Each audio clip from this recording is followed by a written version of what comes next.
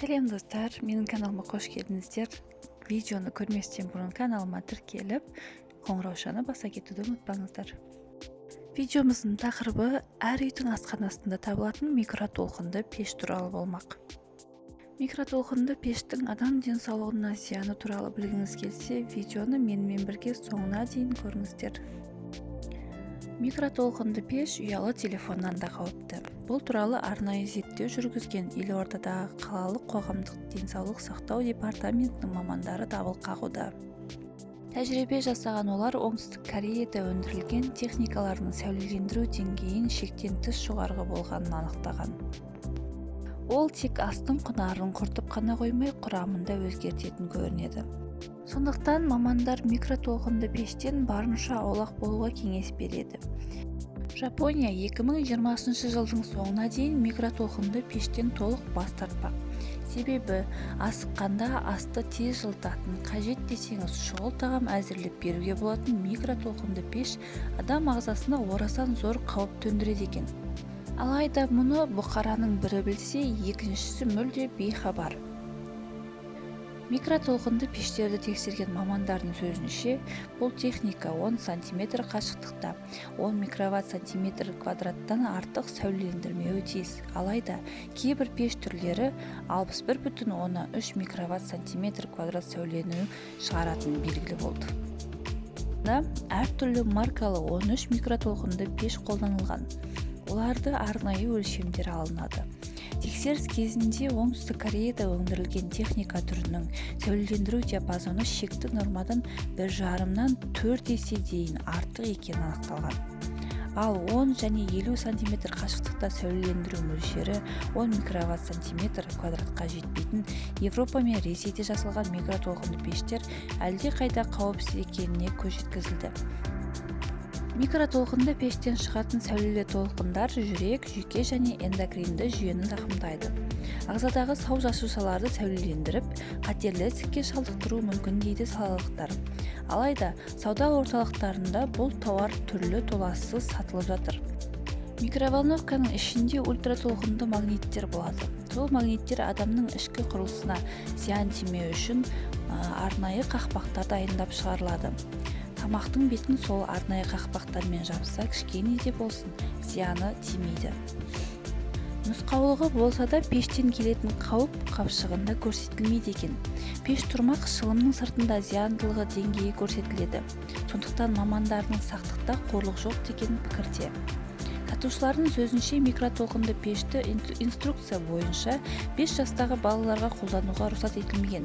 Алайда мамандар бүлдіршін тұрмақ ересектерге оның жанында тұруға болмайтынын айтады. Сондықтан ең қолайлысы электр немесе газ пешті қолданған оңай дейді олар. Таңғы жұмысқа жиналатын қарбалас кезде, асығыс-үсігіс үлгермей жатқан сәтте, тоңазытқышқа тұрған асыңызды демде микроволновка пешті қосып, ысыта қоямыз. Мұның барлығы тұрмысымызға етене еніп, өзімізге қалыпты жағдай болып көрінеді. Әзір-мәзір пешті ойлап тапқан адамның атына айналайыныңызды жаудырып жүрген боларсыз. Асықпаңыз. 1970 жылдың енді қолданысқа ене бастаған уақытта Ресей өз елінде бұл пешті тұтынуға қатаң түрде тыйым салады. Тыйып тастауға сол кездегі ғалымдардың дәлелдері сеп болады. Шетелдік ғалымдардың сөздерінше айналайын пешіңізден қандай кінәрат тапты? Ресей Федерациясының тағамтану академиясындағы ғалымдар тәжірибе жасайды. Сүзгіден өткізілген суды 2 ыдысқа бөліп құяды. Біріншісі оттағы қазанда ысытса, екіншісі микротолқынды пеште қыздырады. Қайнаған сумен 1,2 өсімдікті суарады. Нәтижесінде микротолқынды пештен шыққан су құмырадағы гүлді қуратып жібереді. Академиктерді таңғалдырған қорытынды микротолқынды сатып алмауға сеп болатын мынандай тұжырымдар жасайды. Біріншіден, миға зиян дейді ғалымдар. Үнемі микротолқынды пеште дайындалған тамақты тұтыну миды қалпына келмейтін ауруға ұшыратады. Адам жадындағы электрлі импульс төмендейді. Сондай-ақ ағзаға өзіне байланысты қажетсіз заттарды ысырып тастай алмай қалады. Зиянды өнімдерге қарсы тұруға қарсызданады. Яғни зат алмасу процесі тоқтайды. Бұл семіздік ауруына ұшыраудың таптырмас жолы. Үшіншіден, ер адамдарда әйелдерде ер адамдардың гормондары көбейеді. Мұндай белгі сыраны көп ішетіндердің бойында да бар болады. Семіздікпен қоса асқазан, ішек пен қандағы рак американдықтар арасында тым жиі кездесетін ауру. Олардың обырға жиі шалдығуының микротолқынды пеште тез әзірленетін тамақтарды пайдалануынан себеп. Сондай-ақ толқынды пеште қысылған тамақтың ДНК-ның өзгеруіне, есте сақтау қабілетінің жоғалуына соқтыратын құдіреті бар. Баланың қарны ашса, жылаған кезде сүтіне ботқаны көмекшінің қойнына сүңгітіп жібереді. Мұндай әдіспен дайындалған ас ең нәзік саналатын бала ағзасына орасан зор зиян әкеледі. Бүйрек, бауыр ауруларына шалдықтырады. Уақытымен жетіліп, тілі мен аяғының шығуын шектелуі де мүмкін дейді мамандар. Ұсақ көзге әрең ілінетін толқындардың алыпқа бергісіз күші сіздің үйіңізде болса, тұтынуға одан әрі құтылуға асығыңыз.